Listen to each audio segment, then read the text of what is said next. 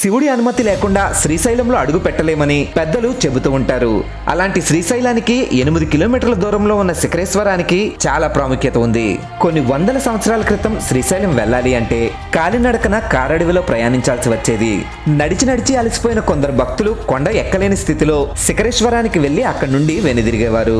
శిఖర దర్శనం కొండపై రోలు మాదిరిగా ఉన్న నందికి నవధాన్యాలు సమర్పించి అటు ఇటు తిప్పుతూ నంది మధ్య నుండి సుదూరంగా ఉన్న మల్లికార్జునుడి ఆలయ విమానంపై ఉన్న శిఖరాన్ని చూసేవారు. అలా చూసే క్రమంలో ఆ వ్యక్తికి ఆలయ శిఖరం కనిపిస్తే గత జన్మల సంచిత పాపం నుండి విముక్తి పొందడంతో పాటు జనన మరణ చక్రం నుండి కూడా విముక్తి పొందుతాడు.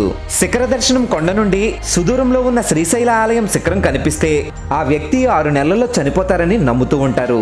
6 నెలల్లో చనిపోయే వ్యక్తికి చూపు స్పష్టంగా కనిపిస్తుందని నిపుణులు చెబుతూ ఉంటారు. ఇలాంటి మరిన్ని ఇంట్రెస్టింగ్ టాపిక్స్ కోసం అభిజా ఇన్ఫోని ఇప్పుడే సబ్స్క్రైబ్ చేసేయండి. మరి ఓం నమః శివాయ.